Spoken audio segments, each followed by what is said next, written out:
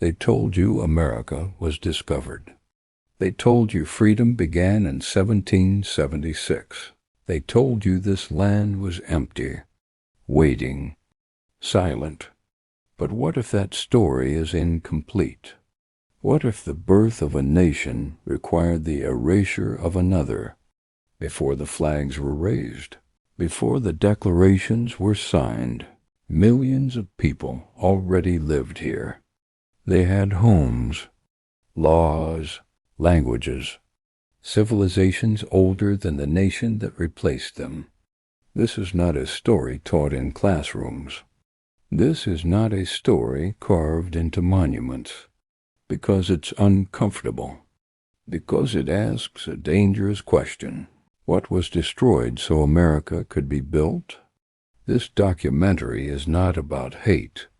It is about truth, not to shame the present, but to understand the past, because a nation that forgets its foundation can never fully understand itself. This is the story beneath the myth. This is the dark truth about America's founding. Before the flags, before the declarations, before the speeches, the signatures, and the myths, there was already a world here.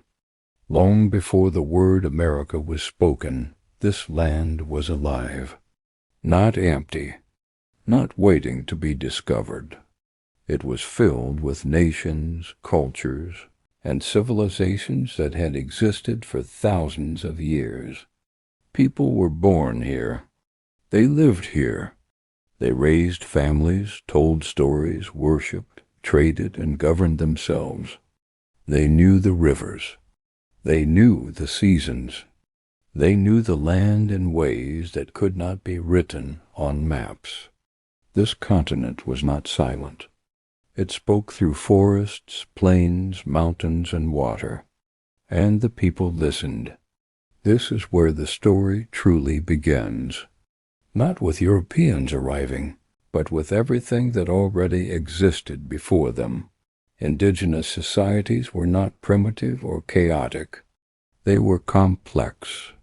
Some lived in vast agricultural communities. Others were nomadic, following the rhythms of animals and seasons. There were systems of leadership, systems of justice, systems of trade that stretched across thousands of miles. Corn, beans, and squash were cultivated carefully. Land was respected, not owned. Nature was not something to conquer. It was something to live with. Children were taught stories that carried history forward. Elders preserved memory. Communities survived through cooperation, not domination. This land was not untouched wilderness. It was shaped by human hands, carefully, deliberately, sustainably. A world already functioning, already alive. Forests stretched farther than the eye could see. Rivers moved freely, unblocked by dams or borders. Buffalo roamed the plains in numbers beyond imagination. Fish filled the waters. The land provided because it was respected. This balance was not accidental. It came from centuries of knowledge passed down through generations. People understood when to plant, when to hunt, when to leave the land alone. There were no deeds, no fences, no idea that land could be owned by paper. The land belonged to everyone and to no one. This was not a perfect world, but it was a functioning one, and it existed long before outsiders arrived. Then the horizon changed. Ships appeared. At first, they were distant shapes, wooden silhouettes against the water. To the people on shore, they were unfamiliar, strange, uncertain. These newcomers came from across the ocean carrying beliefs, weapons, and intentions that would reshape everything. They did not come as guests.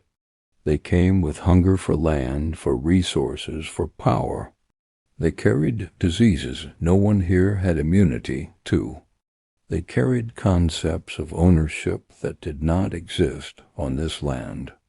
And they carried a belief that they were superior. The moment those ships arrived, the balance began to break. The first encounters were cautious. There was curiosity on both sides, trade, observation, but beneath the surface there was misunderstanding. Europeans saw land that could be claimed. Indigenous people saw land that could be shared.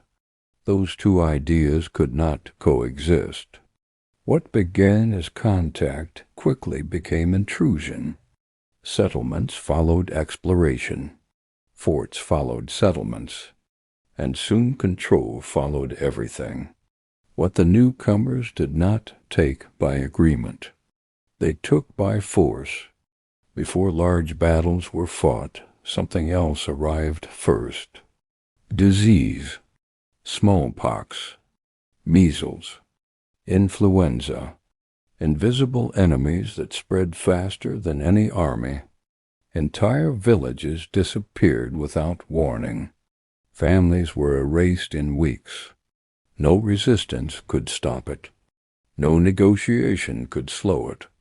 The population collapsed, and with every loss, the land became easier to seize. What weapons could not destroy, illness did. Violence followed closely behind. Disputes over land turned into raids. Raids turned into massacres. Villages were burned. Crops destroyed. Women, children, and elders were not spared. This was not accidental. It was strategy. Fear cleared land faster than treaties ever could. And each act of violence pushed indigenous people farther away from their homes.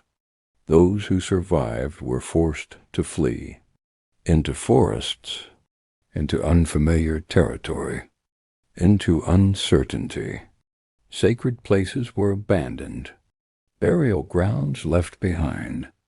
The land remained, but its people were missing, and silence replaced life. What once echoed with voices now echoed with absence. The wilderness that Europeans admired was not untouched. It was emptied. The silence was mistaken for opportunity. Forests became property. Rivers became boundaries. Land became profit. What had taken thousands of years to build was dismantled in decades. And this was only the beginning. Life would never return to what it had been. The balance was gone. What replaced it was not coexistence, but control. The newcomers expanded. The original inhabitants were pushed aside. This was not fate.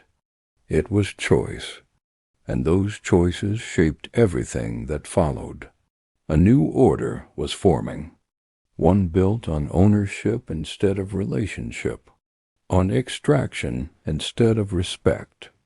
The people who had lived here first were no longer seen as human equals. They were obstacles, and obstacles in the logic of conquest must be removed. Cultures went underground. Languages were spoken in whispers. Traditions practiced in secret. Survival became resistance. Memory became rebellion. Even as land was taken, identity fought to survive. The land witnessed everything. Every burning village. Every broken treaty. Every forced march. It absorbed the loss and carried it forward. The story did not disappear. It was buried. This is the part of history often skipped, because it complicates the story, because it challenges the idea of discovery, because it forces us to ask uncomfortable questions. Who was this land taken from? And at what cost? The foundation of America was not laid on empty ground. It was laid on displacement, on loss, on lives erased from memory. This is not an opinion. It is history. As settlements grew, so did the myth that nothing existed before, that progress required removal, that conquest was destiny. These ideas became normalized, and repetition turned them into belief. The first chapter of the continent was ending, not because it had failed, but because it was forcibly closed. A story unfinished, a world interrupted. History would be written by those who replaced it. Names would change, borders would form, narratives would shift. But absence does not mean erasure. What was lost still matters. Before America became a nation, it was a homeland. Before freedom was declared, it was taken. To understand what America became, we must understand what it replaced. This is where the truth begins.